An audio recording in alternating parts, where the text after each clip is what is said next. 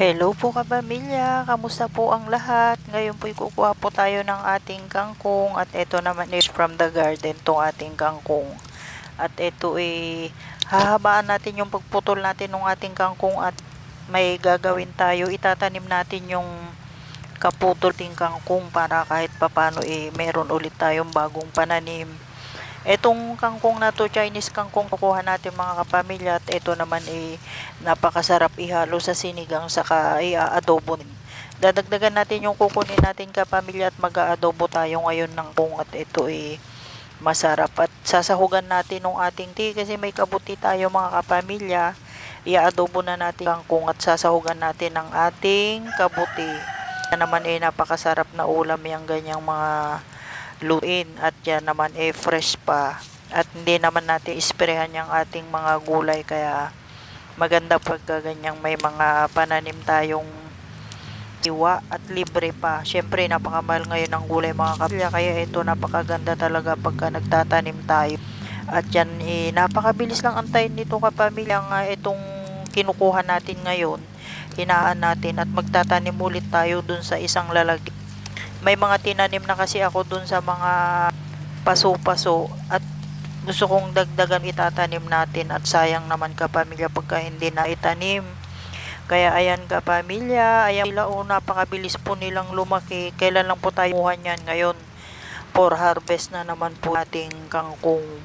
At yan alam nyo po pamilya na napakasarap nitong Chinese kangkong at napaka-crunchy niya. Pagka yan kinukuha natin, malutong na malutong siya pagka harvest natin.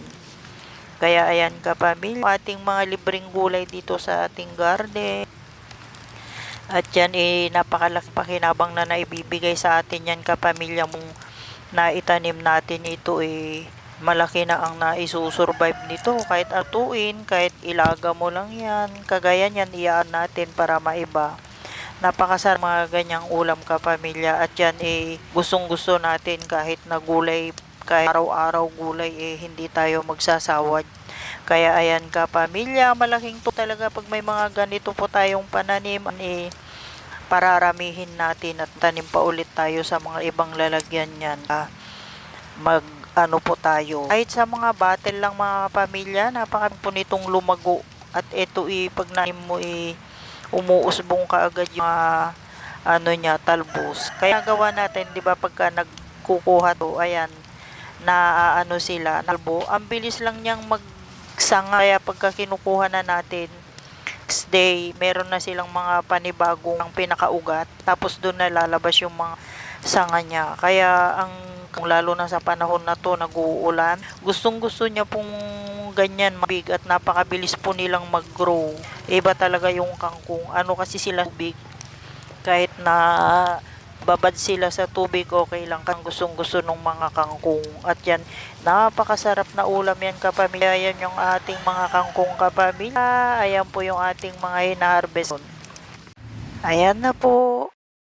Hello po kapamilya, ayan po't mag-harvest po tayo ng ating kabuti at yan ihahalo natin dun sa adobo nating kapamilya at yan po'y masarap pang sahog dun sa adobo nating kangkong at yan tingnan nyo sariwa yung ating kangkong, sariwa ating kabuti at hinaharvest nga lang natin dito sa ating fruiting bag kaya ating kakainin fresh para sa ating lun ngayon. Kaya, ayan kapamilya ang kainaman pagka may mga tanim at meron tayong mga ganito naku, masarap yan.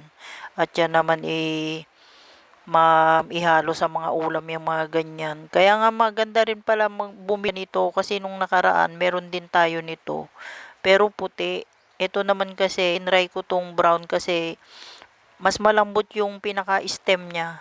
At yan naman kapag masarap din ilagay kahit anong luto, mag-isa ka lang dyan ng kahit anong mga dahon-dahon at yan mo napakasarap na.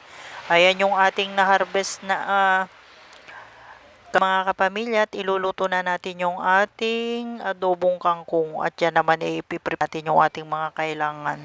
Ayan marami-rami din yung magiging sahog ng ating adobo kangkong mga kapamilya at masarap yan pagka yan ang isinahog natin kapya. Ayan po yung ating mga kabuti kapamilya. Tingnan nyo napakaiga kapag may mga ganito tayo. Ayan po, magigisa na po tayo ng bawang dito sa ating kawali at ilalagay po natin yung ating kabuti mamaya-maya. Ayan po, at meron din tayong sahog na at balunan ng manok. Ihahalo natin dyan. Gisa lang natin, sasangkutsa lang natin yung ating sahog at maano lang ng saka natin palalambutan ng konti. Ay, yung ating sahog sa ating adobong kangkong. At syempre, kakaiba naman yung sahog ng ating adobong kangkong. Yung may kahalong atay, balon-balunan at saka kabuti. Ating kabuti igigisa din natin para maisangkutsa rin natin yung ating sa kabuti. Ayan kapamilya, yung ating pangsahog sa ating kangkong. At yan naman nako, napakasarap pagka mga ganyan ang ulam kapamilya.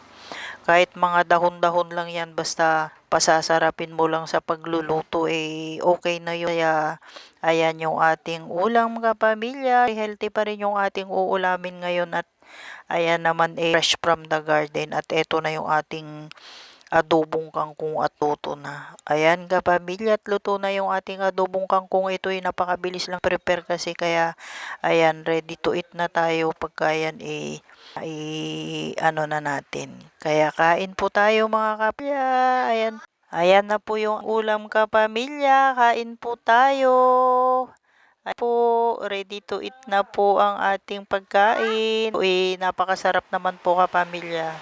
Ayan na po ating nailutong tanghalian natin. Ayan po, kain po tayo pamilya.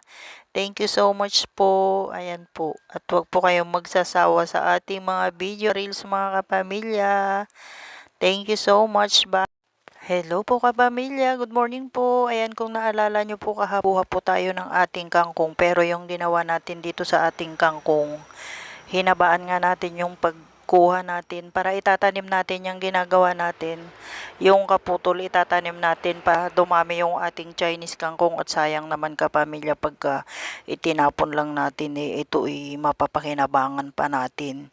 Kaya ayan kapamilya, kahit kayo pagka bumibili po kayo sa palengke at pwede nyo namang itanim yung mga pinaghimayan, ilagay nyo po sa paso o kaya sa sako. Ayan, mapapakinabangan nyo po at malaking bagay po.